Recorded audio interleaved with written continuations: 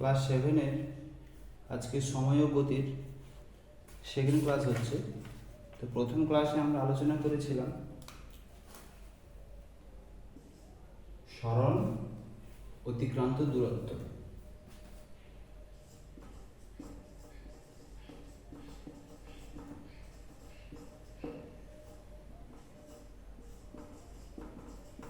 অতিক্রান্ত দূরত্ব কাকে বলে বলেছিলাম?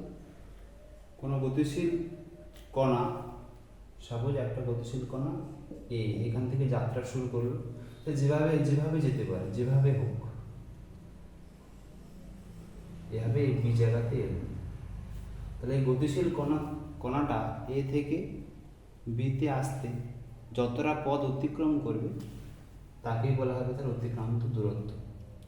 সরণ কাকে বলা হবে? সরণ বলা হবে ওই গতিশীল কণার প্রাথমিক ও অন্তিম অবস্থানের যে সরলরৈখিক দূরত্ব, এই সরলরৈখিক দূরত্বকে বলা হবে তার অতিক্রান্ত দূরত্ব।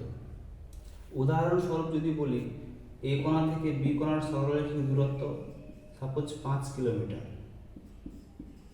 আর এ থেকে বিতে আসতে তাকে পথ অতিক্রম করতে হয়েছে কত? 12 কিলোমিটার।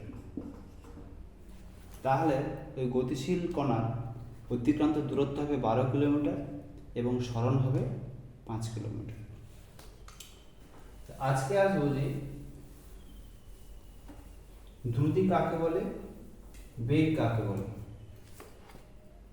দ্রুতি কাকে বলা হয়? একক সময়ে কোনো গতিশীল কণা কি করবে? যতটা পথ অতিক্রম করবে, অর্থাৎ একক সময়ের অতিক্রান্ত দূরত্বকে বলা হবে তার দ্রুতি। একক সময়ে কোনো গতিশীল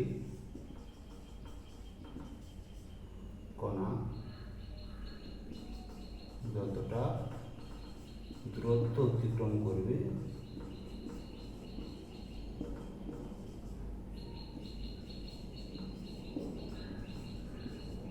তাকে ওই গতিশীল কণার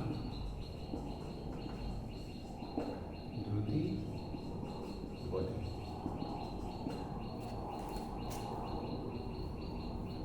ঠিক আছে, আচ্ছা, দ্রুতির একক কি হবে?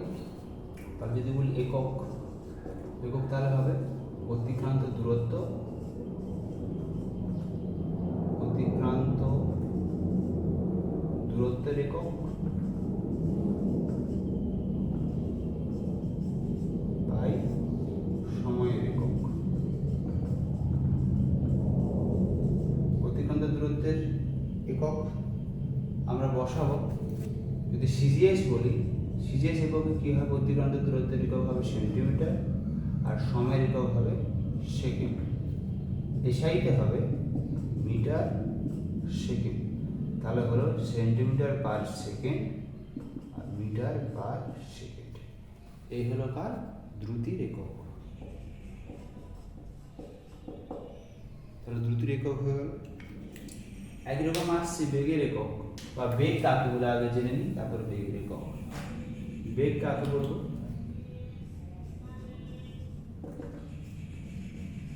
কোনো গতিশীল কণা একক সময়ে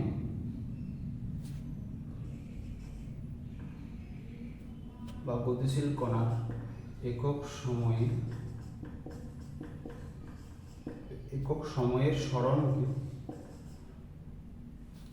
বেগ বলা হয়। কোনো গতিশীল কণা একক সময়ে যতটা সরণ হবে তাকে বলা হবে তার বেগ। এছাড়াও কি বলা হবে? বেগের হারকে বলা হয়, সরণের হারকে বলা হয়। এছাড়াও আমি বলতে পারি সরণের হারকে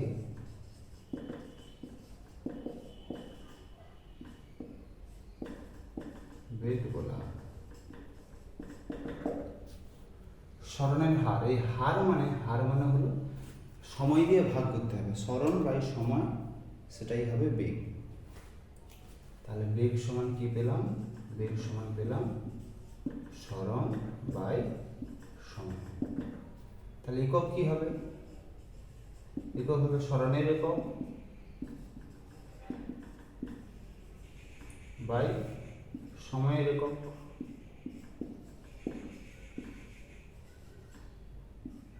সরণের একক কি হয়? সরণের একক হবে সরণের যেহেতু একটি দূরত্ব, তাহলে সরণের একক হবে সিজিএসে হবে সেন্টিমিটার, এসআইতে হবে মিটার।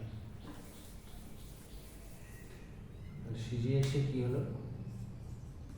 সিজিএসে হলো সেন্টিমিটার, সময়ের একক হলো সেকেন্ড, এসআইতে হলো মিটার সেকেন্ড। তাহলে সমান হবে centimetre per second, metre per second. এই হলো এদের একক। তাহলে আমরা কি দেখলাম? বেগ এবং দ্রুতি দুটো কিন্তু আলাদা রাশি, কিন্তু তাদের একক এক। প্রশ্ন হয় দুটি রাশির নাম লেখো, যারা আলাদা হলো তাদের একক একই।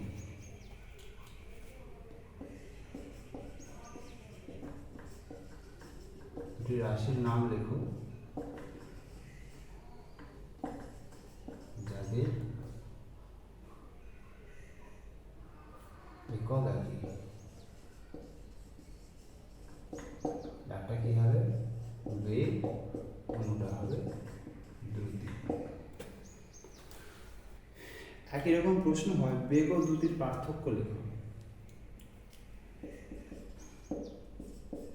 কোশ্চেন কি হয়? বেগ ও দ্রুতির পার্থক্য। বেগ ও দ্রুতি। দ্রুতি একটি স্কেলার রাশি, বেগ একটি ভেক্টর রাশি। কারণ বেগ সমান কি হয়?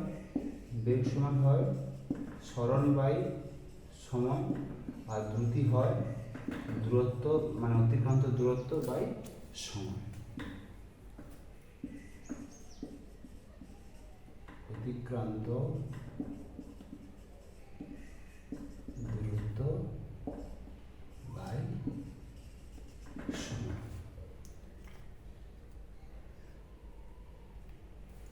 সরণ বলেছিলাম কি না, কোনো গতিশীল কণার প্রাথমিক এবং অন্তিম যে অবস্থান তাদের মধ্যবর্তী দূরত্ব। সরণের ক্ষেত্রে কি হয়? যদি কোনো বস্তু কণা নির্দিষ্ট দূরত্ব অতিক্রম করে আবার প্রাথমিক অবস্থানে ফিরে আসে, তাহলে তার সরণ হয়ে যাবে শূন্য। সেক্ষেত্রে তার গতিবেগও হয়ে যাবে শূন্য। সাপোজ একটি কণা এ কী করছে? যাত্রা শুরু করে করে এখানে চলে এলো, তাহলে এর সরণ কী হবে? কারণ প্রাথমিক অবস্থান অন্তিম অবস্থান একই হয়ে যাওয়া, এর সরণ হয়ে গেলে শূন্য, অতএব এর বেগ হয়ে যাবে শূন্য। কিন্তু অতিক্রান্ত দূরত্ব কখনোই শূন্য হবে না, কারণ সে যতটা পথ অতিক্রম করেছে সেটাই তার অতিক্রান্ত দূরত্ব। তাহলে আমি বলতে পারি কি বেগ শূন্য হতে পারে, কিন্তু দ্রুতি কখনোই শূন্য হতে পারে না।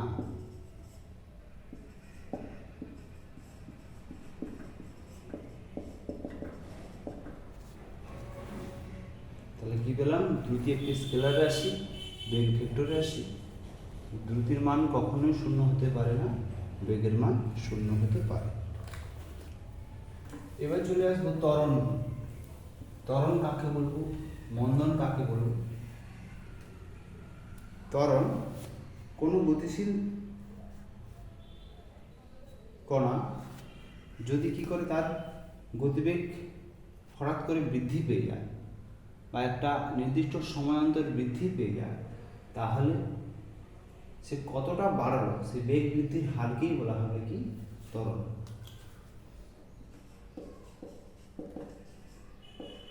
ত্বরণ কাকে বলা হবে? বেগ, কোনো গতিশীল কণার বেগ বৃদ্ধির হারকে বলা হবে ত্বরণ।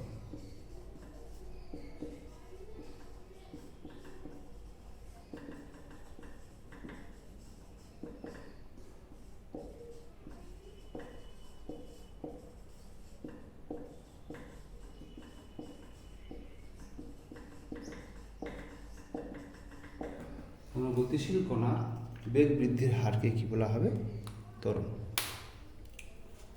তাহলে ত্বরণ সমান পেলাম, তাহলে বেগ কতটা বাড়লো আর কতটা সময় লাগবে। সবসময় বলেছি এই হার মানে কি, হার মানে হলো সবসময় সময় দিয়ে ভাগ করতে হবে। তাহলে আমরা ত্বরণ সমান বলতে পারবো বেগ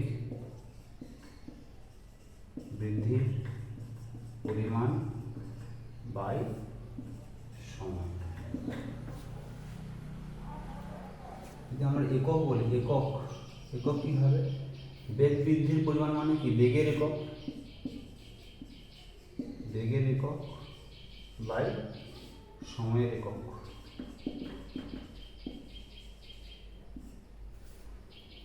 তাহলে যদি বলা হয় সিজিএস একক কি হবে, সিজিএস, তাহলে বেগের সিজিএস একক কি ছিল, সেন্টিমিটার পার সেকেন্ড, আর সময়ের একক কি হবে, সেকেন্ড। তাহলে এটা হিসেব করলে হবে centimetre per second square, centimetre per second square, এটা হলো সিজিএস একক।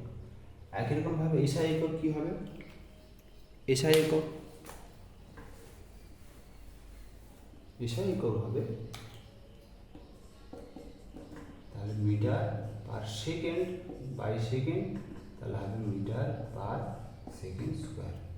তাহলে এখানে সেকেন্ড কি আছে, স্কোয়ার আছে, সেকেন্ড স্কোয়ার আছে। এখান থেকে একটা প্রশ্ন হয় যে ত্বরণের এককে এই যে সেকেন্ড কথাটি দুবার ব্যবহার কেন করা হয়েছে, স্কোয়ার মানে দুবার ব্যবহার করা হয়েছে। প্রশ্ন কি হয়, ত্বরণের এককে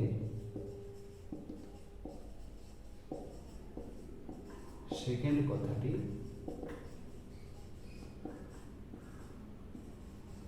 দুবার কেন ব্যবহার করা হয়েছে।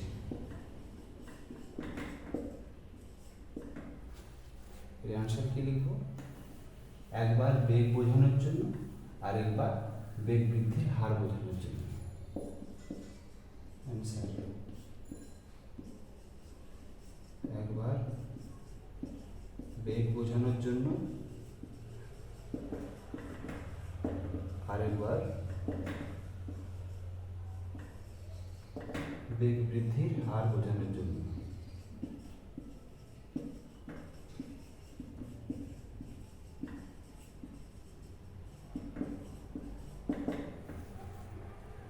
একবার বেগ বোঝানোর জন্য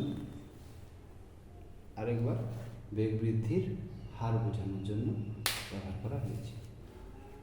ঠিক আছে। আচ্ছা, ত্বরণের অঙ্ক দিচ্ছি, কিভাবে ত্বরণের অঙ্ক হয় দেখো। সাপোজ উদাহরণস্বরূপ কোনো গতিশীল কণার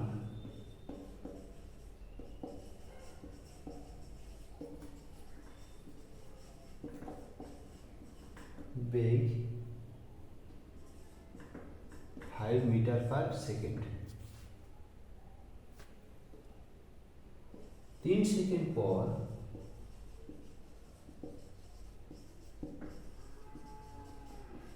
কণাটির বেগ হলো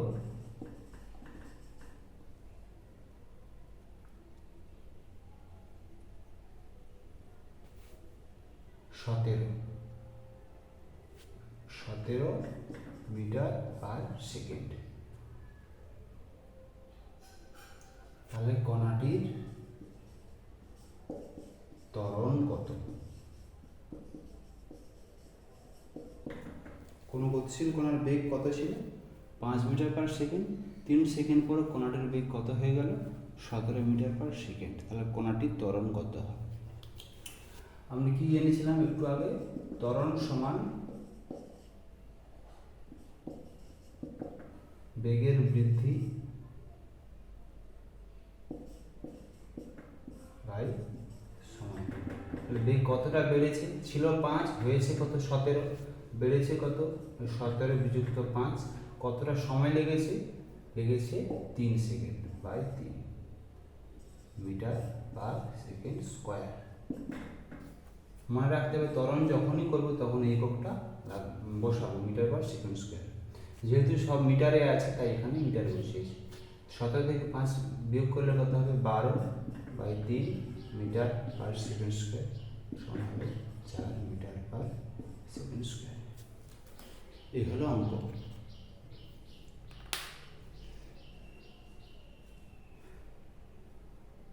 রাস্তা দিয়ে যাওয়ার সময় আমরা রাস্তা দিয়ে যাচ্ছি, হেঁটে হেঁটে যাচ্ছি, যদি দেখি হঠাৎ করে নারকেল পড়ে গেছে, তখন আমরা কি করি, আমাদের স্পিডটা বাড়িয়ে দিই নারকেলটা ঘোরানোর জন্য। এই যে স্পিড বাড়িয়ে দিলাম এটাকেই বলা হবে কি ত্বরণ। মন্দন কি? মন্দন ঠিক এর উল্টো।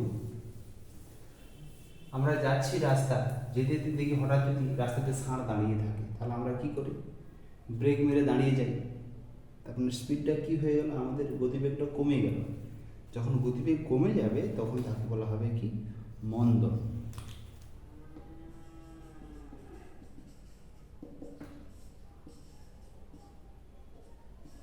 তাহলে কোনো গতিশীল কণার বেগ হ্রাসের হারকে মন্দন বলা হয়।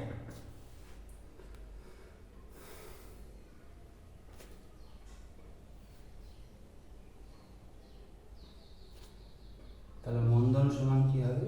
একই রকম হবে, মন্দন সমান হবে বেগের হ্রাস বাই সময় একক। তাহলে একই রকম হবে, একক মানে উপরে কি বেগের একক, নিচে সময়ের একক।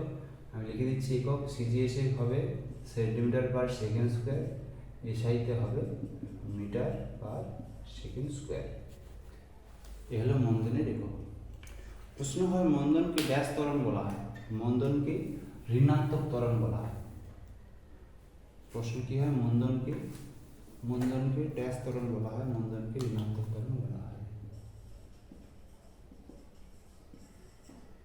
ড্যাশ ত্বরণ বলা হয়। আনসার হবে মন্দনকে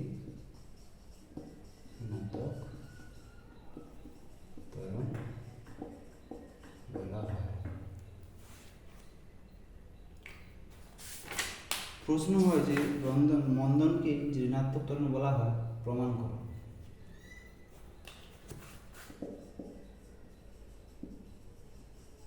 প্রমাণ করো মন্দনকে ঋণাত্মক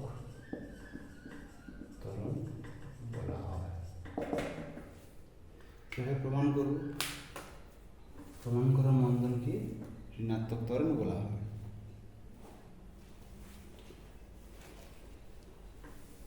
সেজন্য আমরা কি করব? মনে করি বা ধরে নেব, মনে করি কোনো গতিশীল কণার প্রাথমিক বেগ ইউ,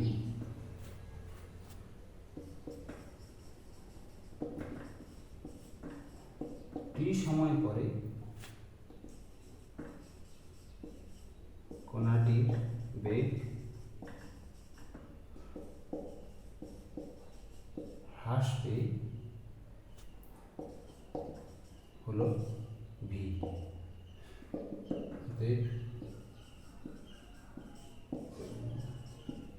কণাটির মন্দন সমান you minus V by T. এটাকে আমরা কি লিখতে পারি? যদি মাইনাস আগে লিখে দিই তাহলে হবে V minus U by T. V minus U by T, এটা ভি, এই V minus U by T এটাই কি বলা হয়? একে বলা হয় ত্বরণ। ভাবে মাইনাস ত্বরণ। অতএব মন্দন সমান কি হলো? মাইনাস ত্বরণ। মাইনাস মানে ঋণাত্মক, মন্দন সমান ঋণাত্মক ত্বরণ। প্রমাণ হয়ে গেল, অঙ্ক হয়ে গেল। কীভাবে অঙ্ক করতে হয়? সোজা সোজা অঙ্ক। বেগ দেওয়া থাকবে, দুটো বেগ দেওয়া থাকবে, সেই দুটো বেগকে কী করতে হবে? বিয়োগ করতে হবে, বড় থেকে ছোটোটা। বিয়োগ করার পর আমরা সময় দিয়ে ভাগ করলে পেয়ে যাব ত্বরণ। এবার চলে আসবো বলের ধারণা। বল কাকে বলবো?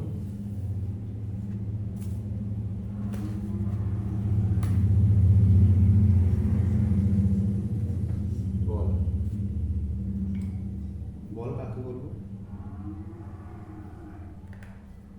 দেখো যাই বাইরে থেকে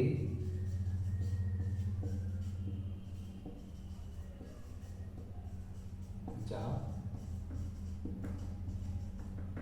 প্রয়োগ করে স্থির বস্তুকে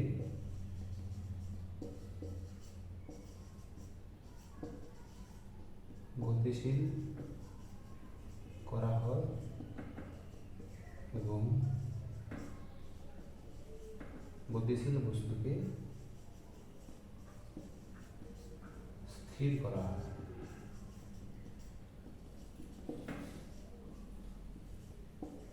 তাকে বল বলে।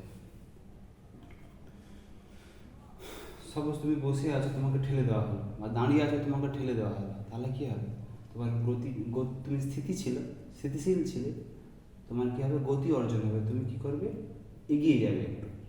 বা যদি তুমি সাইকেল চালাচ্ছ, পেছন থেকে যদি তোমাকে টেনে ধরা হয়, তাহলে কি হবে? সাইকেলটা থেমে যাবে। অর্থাৎ যা প্রয়োগ করলে স্থির বস্তু গতিশীল হবে, আবার গতিশীল বস্তু স্থির হবে, তাকে বলা হয় বল। তাহলে বল পরিমাপ করতে গেলে তার একক প্রয়োজন হয়। বলের একক কি হবে? দুটি একক, একটা আছে সিজিএস আর একটা আছে কি এসআই। আচ্ছা, একক করার আগে আমি বলে দিই কীভাবে এককটা হয়, তাহলে সুবিধা হবে। বল সমান এফ, ফোর্স। বল সমান কী হয়? ভর ইন্টু ত্বরণ। ভরকে এম লেখা হয়, ত্বরণকে এ লেখা হয়। আমি ছোট করে বলি, ভর সমান এম ইন্টু এ মা, এফ সমান এম মা। এটা হলো সমীকরণ। ফোর্স সমান মাস ইন্টু অ্যাসিলারেশন, ত্বরণ। তাহলে সিজিএস একক কী হবে? সিজিএস ভরের একক কী হবে? সিজিএস ভরের একক হবে গ্রাম, আর ত্বরণের একক কী হবে? ইংলিশে লিখে সুবিধা হবে। সিজিএস ত্বরণের একক গ্রাম আর সেন্টিমিটার আর সেকেন্ড স্কোয়ার। এটা কি বলা হবে? কি ডাইভ, ডিওয়াই এর ই, ডাইভ। এসআইতে কি হবে? এসআইতে হবে kg metre per second square. এটাকেই বলা হবে কি নিউটন। এন হিসেবে লেখা হয় নিউটন, NEWTON, নিউটন। তাহলে এসআইতে হলো নিউটন, সিজিএসে হলো ডাইভ। এদের মধ্যে সম্পর্ক কি? যদি প্রশ্ন হয় যে বলের সিজিএস ও এসআই এককের মধ্যে সম্পর্ক প্রতিষ্ঠা করো বা সম্পর্ক কি, এদের মধ্যে সম্পর্কটা কি হয় সেটা বলে দিচ্ছি। যে 1 নিউটন সমান 10⁵ ডাইভ। প্রশ্ন হয় 1 নিউটন সমান 10⁵ ডাইভ সম্পর্কটি প্রতিষ্ঠা করো। কীভাবে হচ্ছে 1 নিউটন সমান 10⁵ ডাইভ? তো আমরা এদের এককগুলোকে যদি ভেঙে প্রমাণ করি তাহলে কিন্তু পেয়ে যাব 1 নিউটন সমান 10⁵ ডাইভ। 1 নিউটন সমান কি হলো? 1 নিউটন সমান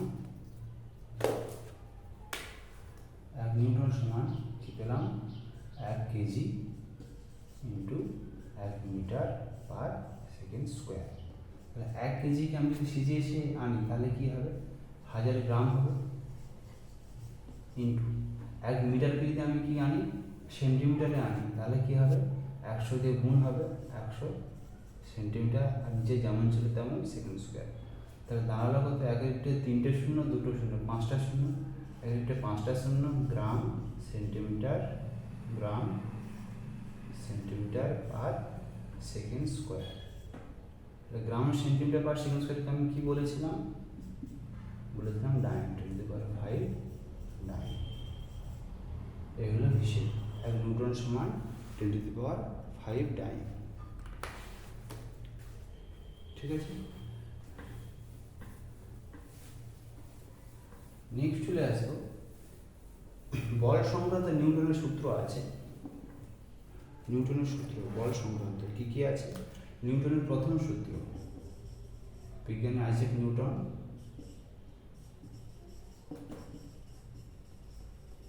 তিনি সূত্র দিয়েছিলেন। তার মধ্যে তার প্রথম সূত্রটি কি? স্থির বস্তু চিরকাল স্থির থাকবে আর সচল বস্তু চিরকাল সমবেগে একই দিকে চলতে থাকবে। যদি না কি করা হয়, যদি না তাদের বাইরে থেকে বল দিয়ে বাধ্য করা হয়।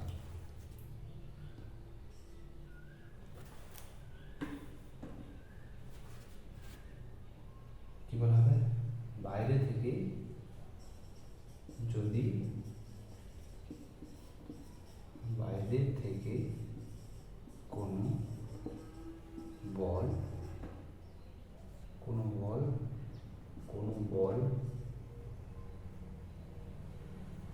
প্রযুক্ত না করা হয়, তবে স্থির বস্তু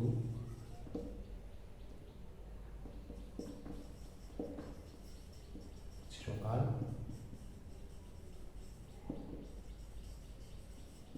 স্থির থাকবে এবং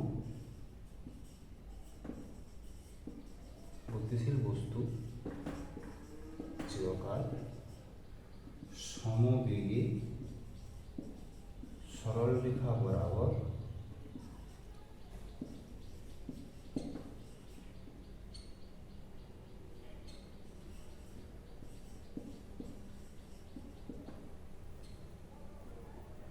একই দিকে চলতে থাকবে।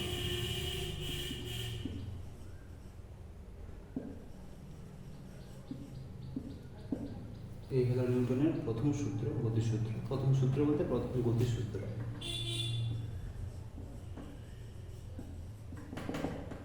বাইরে থেকে কোনো বল প্রযুক্ত না করা হয় তবে কি হবে? তবে স্থির বস্তু চিরকাল স্থির থাকবে।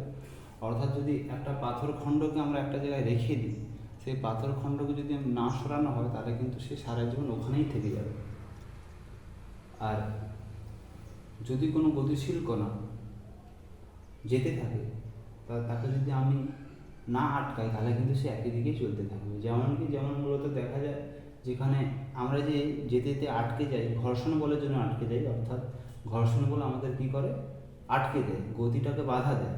কিন্তু বরফের ক্ষেত্রে যেখানে বরফ আছে সেখানে কিন্তু ঘর্ষণ বলটা খুব কম হয়। ফলে যদি কাউকে গতিশীল করে দেওয়া হয় সে কিন্তু সচরাচর থামতে চায় না, সে কিন্তু সমবেগে একই দিকে চলতে চায়। এটা হলো নিউটনের প্রথম গতিসূত্র। এরপরে আসবো যে জাড্ড কি? জাড্ড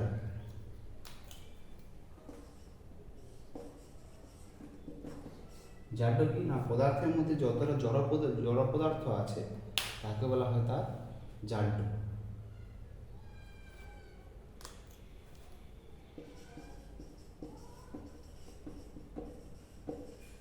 পদার্থের মধ্যে অবস্থিত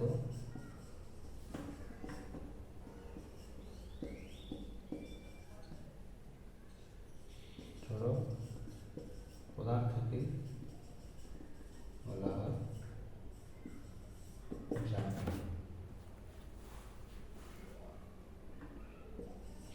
যতটা পরিমাণ জড় পদার্থ হয় সেটাই হবে তার জাড্য। জাড্য দু প্রকার হয়, একটা হয় গতিজাড্য, দুই নম্বর হয় স্থিতিজাড্য। এই জাড্যের জন্য যে বস্তু স্থির আছে, সাপোজ কোনো একটা বড় পাথর টুকরো পড়ে আছে, সে তো স্থির আছে, তাকে যদি সরাতে হয় আমাকে কী করতে হবে? বল প্রয়োগ করতে হবে। তাহলে সেই যে পাথর খণ্ডটা ওই জায়গাতে থাকতে চাইছে, কেন থাকতে চাইছে? কারণ তার স্থিতি জাড্যের জন্য। অর্থাৎ যে বস্তু স্থির আছে সে কিন্তু স্থির থাকতে চায়, কার জন্য? স্থিতি জাড্যের জন্য। আবার যখন দৌড় প্রতিযোগিতা হয় বা যখন ফ্যান ঘুরে, সিলিং ফ্যান ঘুরতে ঘুরতে যখন আমরা কী করি? সুইচ অফ করে দিই, তারপরেও কিন্তু সে কিছুটা ঘোরে। আবার যখন দৌড় প্রতিযোগিতায় কোনো প্রতিযোগী দৌড়য় তখন তার এন্ড পয়েন্ট অর্থাৎ শেষ পয়েন্টে যাওয়ার পরেও কিন্তু সে দৌড়তে থাকে। কেন দৌড়তে থাকে? কারণ তার গতি জাড্যের জন্য। গতিশীল বস্তু যেমন হঠাৎ করে স্থির হতে চায় না, সেরকম স্থির বস্তুও কিন্তু হঠাৎ করে গতিশীল হতে চায় না। কেন চায় না? কারণ এই জাড্য ধর্মের জন্য। কারণ ওই পদার্থের মধ্যে কী আছে? জড় পদার্থ আছে, সেজন্যই এরকম ঘটে। তো গতিজাড্য যদি বলা হয় কাকে বলে, স্থিতিজাড্য কাকে বলা হয়? তবে স্থিতিজাড্য স্থির বস্তু, স্থির যে ধর্মের জন্য স্থির বস্তু স্থির থাকতে চায় সেই ধর্মকে বলা হয় তার স্থিতিজাড্য।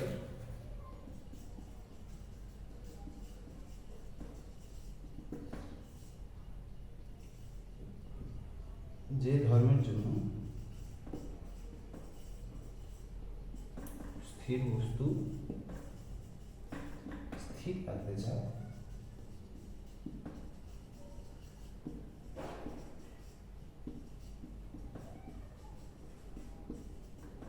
সেই ধর্মকে বলা হয় স্থিতিজাড্য।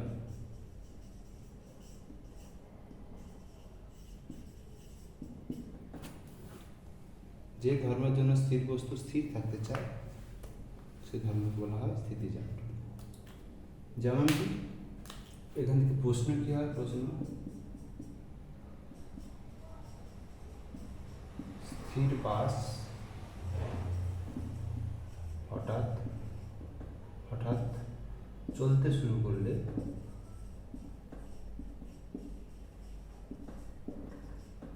যাত্রীরা পিছনের দিকে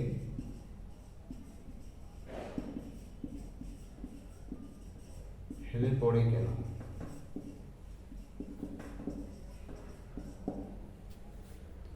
হঠাৎ যদি বাস চলতে শুরু করে যাত্রীরা কি হয়? পিছনের দিকে হেলে পড়ে।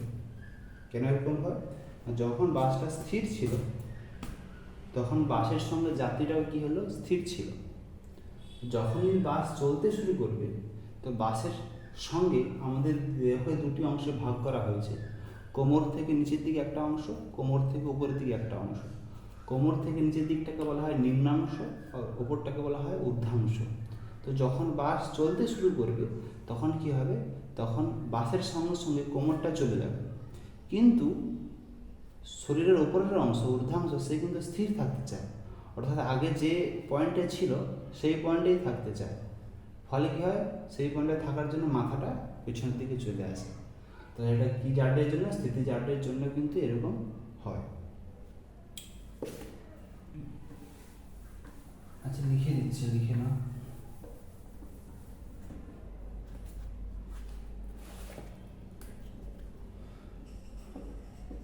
যখন বাস স্থির ছিল তখন যাত্রীরাও স্থির ছিল। বাস চলতে শুরু করলে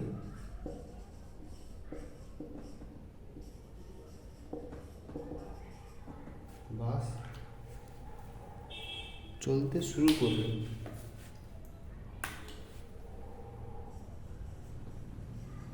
বাসের সঙ্গে যাত্রীদের দেহের নিম্নাংশ গতিশীল হয়।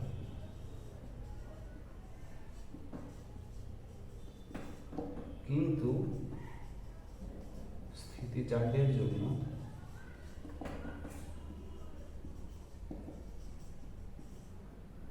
যাত্রীদের ঊর্ধ্বাংশ আগের অবস্থানে থাকতে চায়।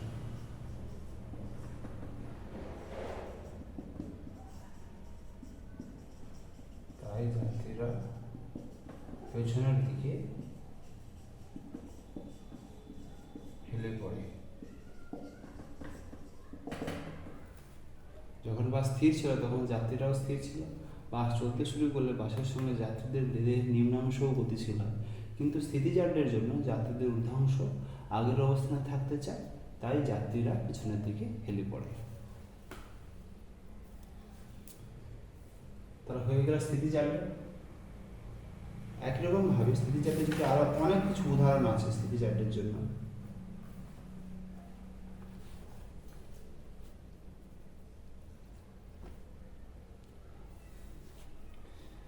এবার গতিজাড্য, তাহলে যে ধর্মের জন্য গতিশীল বস্তু তার গতিশীলতা বজায় রাখতে চায় সেই ধর্মকে বলা হবে তার গতিজাড্য।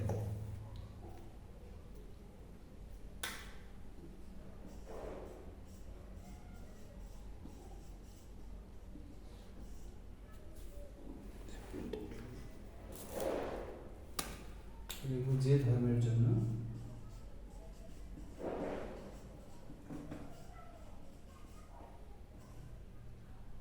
কোনো গতিশীল বস্তু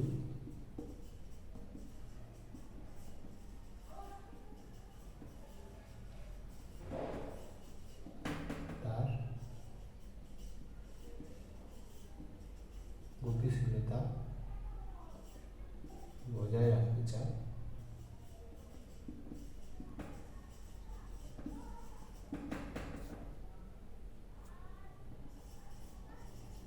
তাকে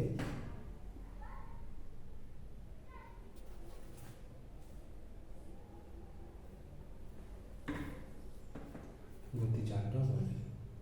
লেখা হচ্ছে না কেন?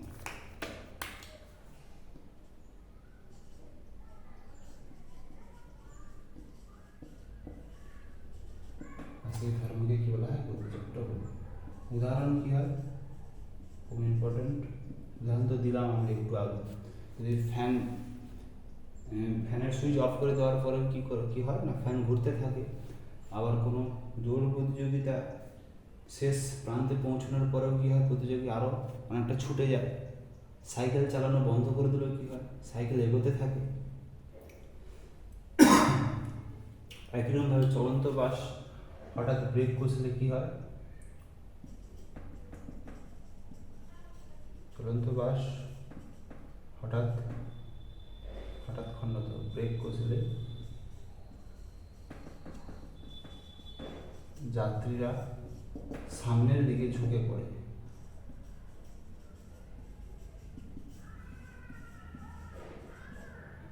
সামনের দিকে ঝুঁকে পড়ে